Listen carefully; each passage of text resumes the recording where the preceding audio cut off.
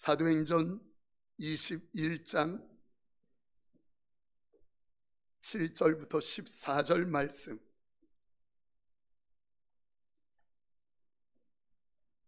교독하겠습니다. 두로를 떠나 항해를 다 마치고 돌레마이에 이르러 형제들에게 안부를 묻고 그들과 함께 하루를 있다가 이튿날 떠나 가이사랴에 이르러 7 집사 중 하나인 전도자 빌립의 집에 들어가서 머무르니라. 그에게 딸 넷이 있으니 처녀로 예언하는 자라. 여러 날 머물러 있더니 아가보라 하는 한 선지자가 유대로부터 내려와 우리에게 와서 바울의 띠를 가져다가 자기 수족을 잡아매고 말하기를, 성령이 말씀하시되 예루살렘에서 유대인들이 이같이 이 띠 임자를 결박하여 이방인의 손에 넘겨주리라 하거늘, 우리가 그 말을 듣고 그곳 사람들과 더불어 바울에게 예루살렘으로 올라가지 말라 권하니, 바울이 대답하되 여러분이 어찌하여 울어 내 마음을 상하게 하느냐? 나는 주 예수의 이름을 위하여 결박당할 뿐 아니라 예루살렘에서 죽을 것도 각오하였노라 하니, 그가 권함을 받지 아니하므로 우리가 주의 뜻대로 이루어지이다 하고 그쳤노라. 아멘. 다 같이 아멘. 계속되는 사도행전 강해 103번째 사명에 대한 말씀을 받게 됩니다. 꽤 되었습니다. 어느 날 유아실에 갔는데 유아실에 화토장 몇 장이 놓여 있는 겁니다. 이게 왜 있을까? 아무리 생각해도 잘 모르겠어요. 점심시간에 권사님들이 유아실에 계신데 혹시 권사님들이 하셨나? 이런 생각도 했습니다. 얼른 집어넣습니다. 왜냐하면 교회에서 그게 보기가 좀 그래서 이제 치우려고 한쪽에 놨는데 깜막 잊어버린 거예요. 시간이 흘렀습니다. 책장이 균형이 안 맞아서 저 책장 균형을 맞춰야 되는데, 근데 언뜻 그 화토장이 생각이 나는 겁니다. 그거 찾았더니 그대로 있어요. 여러분, 팁 하나 드리는데 장롱이나 책장이 비뚤어지면 화토장이 최고입니다. 제가 지금 무슨 말씀을 드리려고 하느냐면, 교회에 왜 그게 필요하겠습니까? 그런데 화토장 하나도 사명이 있더라고요. 꼭 쓸모가 있더라고요. 혹시 여러분들 중에 나는 교회에서 별로 쓸모가 없어, 이렇게 생각하는 분 있습니까? 가정에서, 일터에서, 아니 삶에서 나는 쓸모가 없어 별로, 이렇게 생각하시는 분 있습니까? 절대로 그러지 마십시오.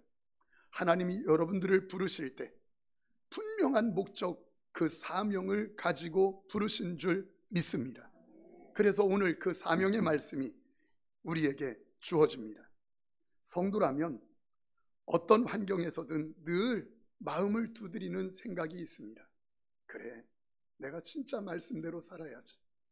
내가 하나님 기뻐하는 거 내가 기뻐하고 하나님 싫어하는 거 나 싫어해야지. 이 마음이 늘 있어요. 그런데 하나님의 뜻대로 살고 싶은데 가만히 보면 대체 하나님의 뜻이 무엇인지 혼돈스럽다고 하는 분들의 이야기를 많이 듣게 되어집니다. 그러나 꼭 잊지 말아야 될 대전제가 있습니다. 하나님은 분명하게 저와 여러분들에게 사명을 두고 뜻을 두고 완벽한 계획을 갖고 계시고, 또 한 가지는 하나님께서 애매하게 우리에게 하나님의 뜻을 애매하게 알도록, 그렇게 모르도록 해놓지 않았다는 것입니다.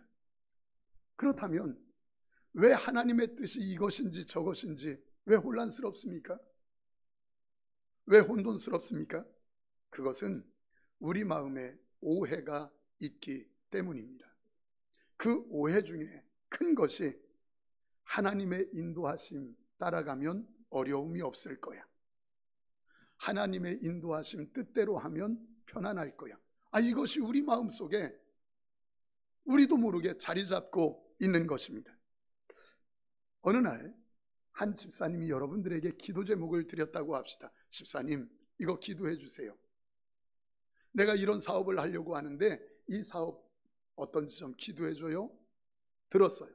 근데 기도해 보니까 얼마나 환난 고난이 많이 있는지 눈에 보여. 그리고 기도하는데 보니까 수익도 많이 없고 고생만 하다가 끝날 것 같아. 그럼 여러분들은 그 기도를 부탁한 분에게 뭐라고 말하겠습니까? 해라, 하지 말라. 왜 고요한 밤이십니까? 하라, 하지 말라. 하지 말라 말할 거예요. 왜 그렇습니까? 우리 속에는 우리도 모르게 하나님의 뜻이면 문제없고, 하나님의 뜻이면 편안하고, 하나님의 뜻이면 질병도 안 걸리고 일이 잘 되어야 돼, 이렇게 생각을 우리도 모르게 하고 있기 때문입니다. 목사인 저도 계획을 짜고 기도하면서 준비해서 일을 추진하다 보면 일이 막힐 때가 있어요. 또 문제를 만날 때가 있어요. 그럴 때면 이게 하나님의 뜻이 아닌가? 왜냐하면 하나님의 뜻이면 뭔가 편안해야지, 잘 되어야지라고 하는 생각이 목사도 모르게 마음에 자리 잡고 있기 때문에 그렇게 오해하고 흔들리는 것입니다. 이런 마음이 하나님의 뜻을 분별하기 쉽지 않게 합니다. 오늘 읽은 이 말씀은 바울이 3차 전도 여행을 마무리하면서 예루살렘으로 서둘러서 가고 있습니다. 성령께서 인도하셨기 때문에 예루살렘으로 가는 겁니다. 그런데 이상하게도 사도 바울 주위에 있는 사람들은 하나같이 예루살렘에 가지 말라고 계속 막고 있는 겁니다. 그들이 믿음이 없는 사람들이 아니라 기도하고 그들도 성령에 이끌려서 사도 바울 보고 예루살렘으로 가지 말라고 막고 있는 것입니다. 먼저 바울의 제자들이 사도 바울에게 막는데 이렇게 막습니다. 우리 21장 4절 말씀 이렇게 말을 해요. 제자들을 찾아가 거기서 이래를 머물더니 그 제자들이 성령의 감동으로 바울더러 예루살렘에 들어가지 말라 하더라. 예루살렘에 들어가지 마십시오. 위험합니다. 또 하나는 빌리 집사님의 집에서 머무는데 그 딸들이 들어가지 말라고, 예루살렘에 가지 말라고 막습니다. 그리고는 아가보라고 하는 성도가 찾아와서 바울의 띠를 가지고 자기의 손과 자기의 발을 꽁꽁 묶고 나서 절대로 들어가면 안 됩니다. 이 띠임자를 성령께서 나에게 말하는데 꽁꽁 결박하여서 이방인들 손에 넘겨준다고 합니다. 그러니 들어가지 마십시오. 여러분, 이것이 결정적이었습니다. 그래서 함께 모인 사람들이 다 울면서 예루살렘에 가지 마십시오. 사도 바울에게 한사코 맞고 있는 겁니다. 자, 여러분 한번 생각해 보세요. 사도 바울은 누구의 감동을 받아 지금 예루살렘으로 올라가고 있습니까? 성령 감동받아. 그리고 또 하나, 사도 바울의 주변에 있는 모든 사람들은 지금 누구의 감동을 받아 예루살렘에 올라가지 말라고 막고 있습니까? 예, 성령의 감동을 받아. 여러분, 이런 모순을 어떻게 이해할 수 있겠습니까? 성령의 감동을 받아 사도 바울은 예루살렘으로 가겠다. 성령의 감동을 받아 예루살렘 가지 마십시오. 막아요. 이걸 어떻게 해석하지요? 여러분, 이것은 해석의 문제였습니다. 성령께서 예루살렘에 가면 결박당하고 환난을 당한다는 것에 대해서 기도하는 사람들에게 전부 다 감동으로 알게 해 주셨어요. 여러분, 기도하면 참 신기한 것 있지 않아요? 기도하면 처음에는 등록금 놓고 하나님 나 등록금이요, 하나님 그 문제요 하고서 여러 이 문제 저 문제 놓고 기도하는데 나중에 기도하다 보면 기특한 말이 내 입에서 나와요. 그럼 스스로 생각해도 기특해요. 아니, 내가 이런 말을 해? 용서하겠대, 품어주겠대, 헌신하겠대. 왜 그렇게 되지요? 기도하다 보면 내 영이 하나님의 영과 하나님의 마음과 이렇게 만나서 하나님의 뜻을 알게 되거든요. 하나님의 마음을 알게 되거든요. 지금 여기 기도하는 사람들이 바울을 놓고 기도하다 보니까 예루살렘에 가면 아픔을 당한다라고 하는 이야기를 하나님께서 감동으로 지금 주신 것이에요. 바울 주변 사람들은 해석하기를 그런데 이렇게 해석했습니다. 아하, 예루살렘에 올라가면 환난을 당해, 결박을 당해. 그래서 환난은 곧 하나님이 환난이 있다고 하시는 것은 예루살렘에 올라가지 말라고 하시는 뜻이야 라고 생각을 했던 거예요. 근데 사도 바울은 달랐어요. 해석이. 오늘 20장 23절 말씀 이렇게 말씀합니다. 오직 성령이 각 성에서 내게 증언하여 결박과 환난이 나를 기다린다 하시나. 예, 사도 바울도 이미 성령께서 다 알려주셔서 알고 있었어요. 예루살렘에 올라가면 결박이 있고 환난을 당하게 될 거야 라고 하는 것을 다 알았어요. 근데 그가 해석하기는 뭐라고 해석했느냐면, 아하, 하나님께서 미리 환난이 있는 것을 알려주시는 것은 네가 예루살렘의 사명을 감당하기 올라갔을 때 환난을 당하는 것에 대해서 이상하게 생각하지 말고 사명 감당할 때는 언제든지 고난과 어려움이 따르니 이상하게 생각하지 말라. 그리고 결박당하는 길은 로마로 가서 복음 전하기 위하여 로마 황제를 만나는 길이니 염려하지 말라라고 하는 것으로 해석했던 거예요. 무슨 차이입니까?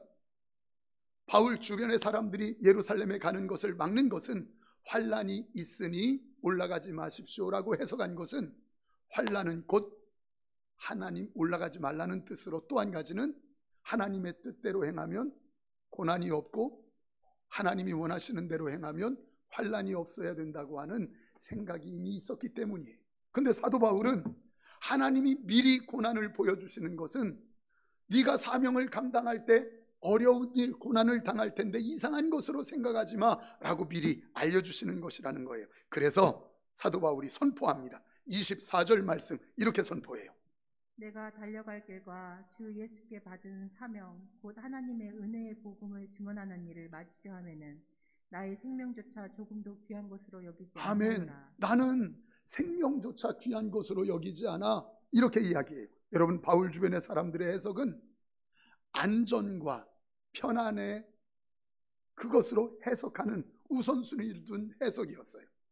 근데 사도 바울의 해석은 나는 사명, 하나님이 원하는 게 무엇인지, 하나님의 뜻이 무엇인지에 맞춰진 해석, 그게 우선순위가 있는 해석이었어요. 그러니까 사건을 볼 때 사도 바울의 주변의 사람들은 자기의 편안과 유익에 따른 해석을 했고, 사도 바울은 사명에 따른 해석을 했다는 것이에요. 여러분, 이 땅을 살아가는데 크게 두 부류로 나눠집니다. 한 가지는 자기 욕심, 자기 편안을 위하여 쫓아 사는 사람, 그리고 또 한 사람은, 또 한 부류는 사명, 하나님이 나를 왜 택하셨고 왜 부르셨는지 맞춰서 사는 사람이에요. 왜 그렇게 살게 됩니까?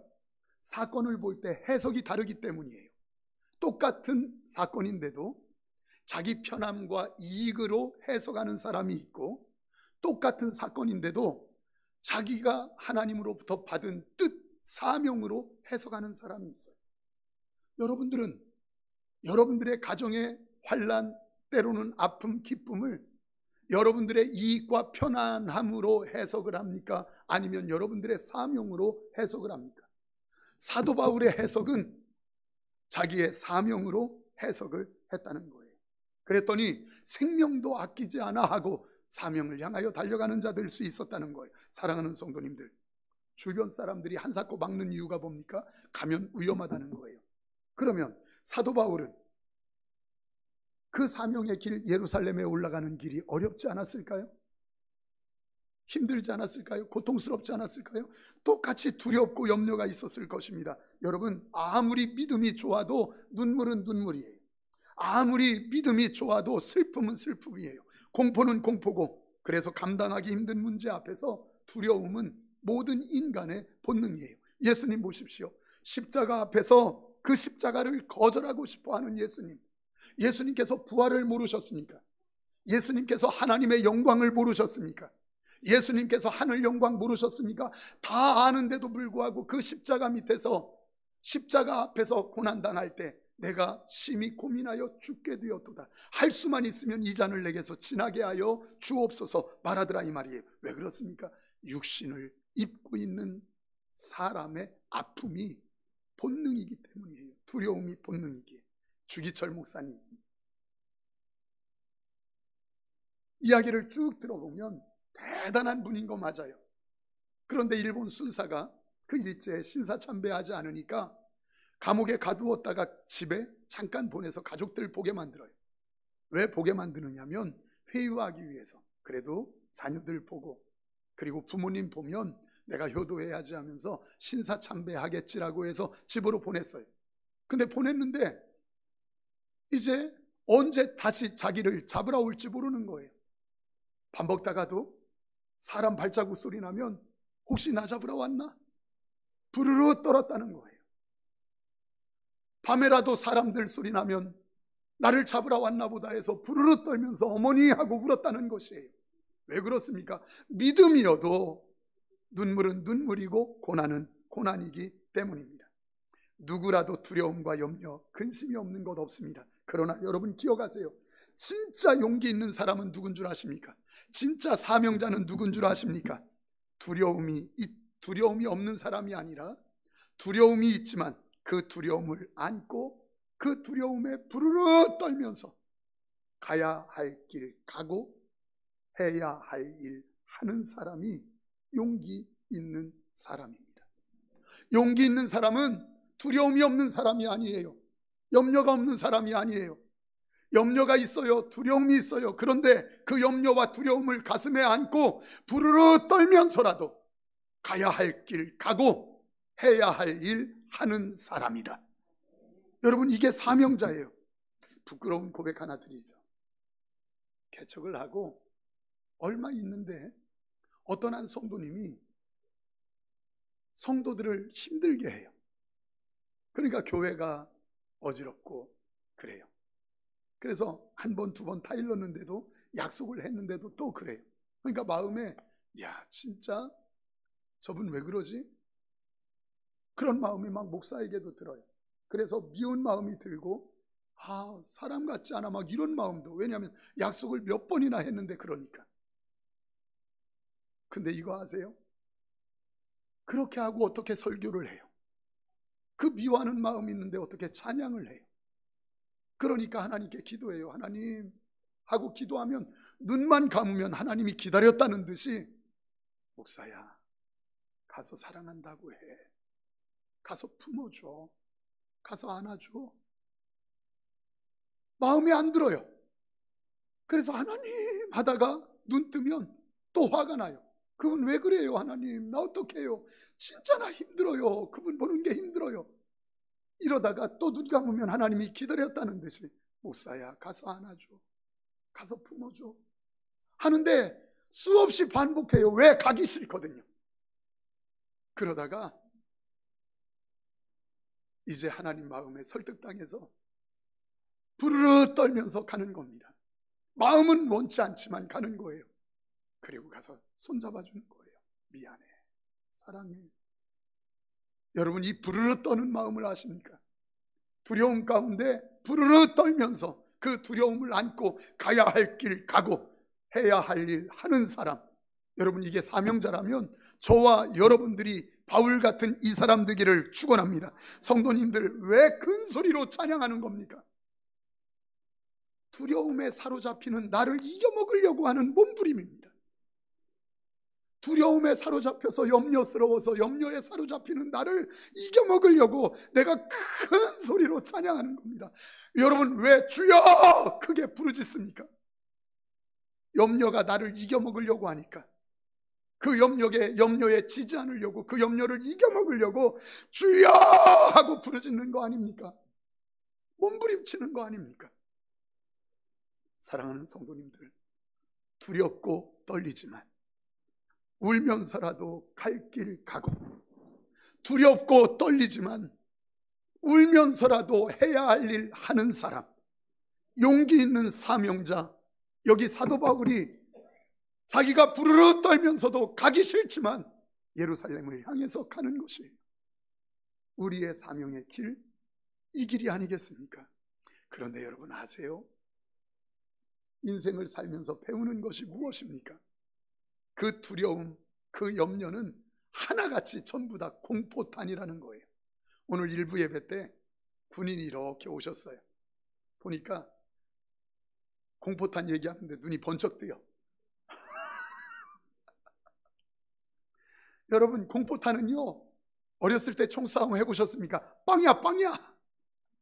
총을 쏘는데 실탄과 똑같이 소리는 나는데 어떤 사람도 못 쓰러뜨립니다. 누구도 못 쓰러뜨립니다. 이게 공포탄이에요. 공포만 만들어내요. 근데 이거 아세요? 오늘날 교회 성도들은 마귀가 주는 이 두려움, 공포, 이 공포탄에 하나같이 초토화돼 버렸어요. 두려워서 하나님 예배하지 못한대요. 뭐라도 해야 되기 때문에 예배도 못 드리고 가서 일을 해서 몇 푼이라도 더 벌어야 되겠대요. 두려움 때문에 기쁨도 잃어버렸어요. 마귀가 주는 이 두려움 때문에 뭐라도 해야 되는 줄 알고 다 붙잡혀 있어요. 거기에. 여러분, 마귀가 주는 두려움에 사로잡혀서 예배도 제대로 못 드려요. 나 나이 들면 어떡하지? 나 늙으면 어떡하지? 나 퇴직하면 어떡하지? 암이면 어떡하지? 내 자녀에게 문제가 생기면 어떡하지? 아내가 차 끌고 갔는데 사고 나면 어떡하지? 자다가도 번쩍번쩍 일어나서 깜짝깜짝 놀래요. 그러나 공포탄이에요. 공포탄. 사랑하는 성도님들, 아무 염려하지 마십시오. 대신 사명을 붙잡으시기를 축원합니다. 여러분, 잠깐을 살아도 여러분들은 하나님이 시시하지 않은 분인 것처럼 여러분들의 남은 생에 시시하지 않은 생에 되시기를 축원합니다. 그게 뭡니까? 내 욕심, 내 이익, 내 편안함에 사건을 해석해서 사는 인생이 아니라 모든 사건들을 사명으로 해석할 줄 아는 삶, 이것이 시시하지 않은 인생인 줄 믿습니다. 사명자, 여러분 사도 바울 보세요. 결국 결박당한다고 하는 예루살렘에 올라갔습니다. 근데 거기서 죽지 않아요. 로마까지 가서 사명을 다 마칠 때까지 하나님이 그를 보호해 주시고 그리고 그를 불러가시는 것을 보게 됩니다. 여기서 한 가지 깨닫는 거, 사명자는 죽지 않는다는 말이 여기서 나온 것 같아요. 따라서 합시다. 사명자는 죽지 않는다. 보세요. 사명이 있는 사람은 그 마칠 때까지 하나님이 보호하신다는 거예요. 저희 집에 어렸을 때 보면 가축들이 많았어요. 짐승들이 많았어요. 학교 갔다 이렇게 오면 개가 한 10몇 마리가 막 쫓아나옵니다. 왜냐하면 어렸을 때 보면 개가, 엄마 개가 새끼를 낳으면 10마리도 낳고 그랬어요. 요즘은 잘 모르겠습니다. 그러니까 강아지도 많고 오리, 닭, 염소, 소, 돼지 이런 것들이 얼마나 많이 있는지 몰라요. 그런데 아세요? 행사만 되면 뭘 잡아요? 돼지를 잡아야 돼. 여러분도 그랬어요? 시집 올 때 여러분 집에서 돼지 잡은지 몰라. 돼지를 잡아요. 왜 돼지 잡을까? 고기로 보면 오리고기가 훨씬 나은데 왜? 아니 쇠고기가 훨씬 좋을 텐데 왜? 여러분 가만히 생각을 해봤어요. 농부가 그 주인이 소 잡아야겠다 해서 소에게 갔어요. 너 잡아야 돼 그랬더니 아니 주인님, 나 잡으면 올 봄 농사 어떻게 지려고 합니까? 밭은 누가 갈아요? 맞아요, 틀려요? 맞지. 그러니까 못 잡아. 그래서 고양이한테 갔어요. 고양아, 너 잡아야겠다. 그랬더니 고양이가 하는 말, 아니 주인님, 곳간에 쥐가 얼마나 많은데 그 곳간 쥐 누가 잡으라고요? 그랬더니 그 말도 맞아요, 틀려요? 맞아요. 그래서 개에게 갔어요. 개야, 너 잡아야 되겠다. 그랬더니 개가 하는 말, 아이 주인님, 맨날 주인님은 일하러 가지요, 밭 갈라 가지요. 근데 집은 내가 지키는 거 아닙니까? 근데 나 잡으면 저 집은 누가 지키라고요? 이렇게 말하니까 그 말도 맞아. 그래서 어떡할까 하고 돼지우리 가봤더니 돼지는 퍼먹고 퍼질러 자고 있어. 그래서 잡은 게 돼지요. 여러분 사명 없으면 돼지처럼 죽어요. 짐승도 사명 있으니까 산다니까요. 제가 물어볼게요. 여러분들의 사명은 뭡니까? 오늘 눈 떠졌기 때문에 살고 있습니까? 오늘 하루 하나님이 연장시켜준 생명 때문에 살고 있습니까? 하나님이 생명을 연장시켜 주실 때에는 분명한 목적이 있는 줄 믿습니다. 그게 사명이에요. 근데 왜 그 사명을 잃어버리십니까? 왜 그 사명을 놓고 삽니까? 좀 더 편안하려고요? 좀 더 많이 벌려고요? 좀 더 욕심을 챙기려고요? 사람들, 사랑하는 성도님들 기억하십시오. 여러분들은 욕심 따라 사는 자가 아니라 오늘 이 말씀을 받은 사람은 저 문을 나설 때 사명을 딱 붙잡고 세상을 호령하는 사람으로 나갈 수 있게 되기를 축원합니다. 제가 한 사람의 이야기를 하고 마치려고 합니다. 결혼했습니다. 한 분이 넉넉지 않아서 단칸방 하나 얻었는데 화장실은 밖에 있습니다. 그래도 알콩달콩 재밌게 잘 살고 있습니다. 근데 친구가 집들이 한다고 오래 그래서 갔어요. 갔더니 아파트 화장실이 안에 있는 거예요. 야, 너무너무 좋다. 그래서 그 집 갔다 와가지고 열심히 수년간 일해가지고 화장실이 안에 있는 아파트를 마련했습니다. 야, 좋다 해서 사는데 그 친구가 또 집들이 한다고 오래 갔더니 화장실이 두 개 가서 보니까 두 개인데 너무 좋아 보이는 거예요. 왜냐하면 맞아, 아침마다 얼마나 바쁘고 빨리 나와 소리 지르는데 두 개여야 돼 해서 집에 갔다 와가지고 열심히 일해서 화장실 두 개짜리 아파트로 갔어요. 여러분, 제가 지금 금방 얘기하니까 이렇지, 이거 두 개짜리 가려면 얼마나 오래 걸리는데. 그리고 콕 죽어버렸어. 이 사람 뭐 하다 죽은 사람? 변속간 들리다 죽은 사람. 변속간 들리다 죽은 사람이에요. 하나님 만날 때 여러분, 그가 무슨 할 말 있겠어요? 내가 너를 사랑해서 십자가에서 살을 찢고 피를 흘려 죽어줬는데 너는 대체 무엇하다 왔느냐? 우리 교회에 매일 전도하는 분이 있어요. 저랑 매일. 그리고 직장에 나가고 끝나면 4시인데도 다시 와서 계속 전도하는 분이 있어요. 왜 그렇게 전도하십니까? 저는 고마워서 이야기했어요. 그랬더니 하나님 만나면 무엇하다 왔느냐고 물을 텐데 아무것도 할 말이 없어서 내 남은 생에 이렇게 하려고 그럽니다. 하는데 눈물이 나는 거예요.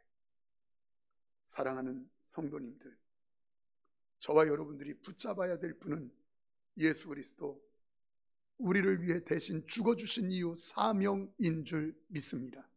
사명이 뭡니까? 사명을 가지면 우리 마태복음 6장 33절에 이렇게 말씀하셔요.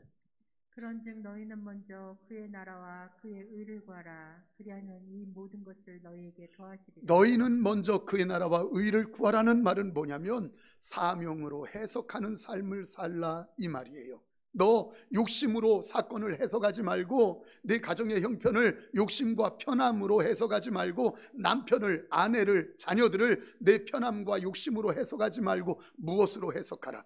사명으로 해석하면, 그것에 우선순위를 두면 이 모든 것을 더하여 주시리라. 사랑하는 성도님들, 나를 위하여 죽으신 주님이 그런 삶을 살기를 원하십니다. 저는 하나님이 저를 사랑한다는 말을 들을 때마다, 성경을 읽을 때마다 웃음이 나요. 나 같은 것 때문에 막 이런 마음이 들어요. 왜냐하면 나 자신을 알거든요. 내 꼬라지를 알거든요. 내가 어떻게 사는지 아는데 나를 위해서 사랑하고 대신 죽어주셨대요. 근데 아세요? 나 때문에 죽어줬어? 사랑해? 라고 하고 처음에는 나 때문에? 나 같은 것 때문에 하고 웃는데 바로 뒤에 드는 마음은 뭔 줄 아십니까? 마음이 짠하고 하나님 미안해요. 하나님 죄송해요. 내가 이렇게밖에 살지 못해서 죄송해요. 이 마음이 이렇게 들어요.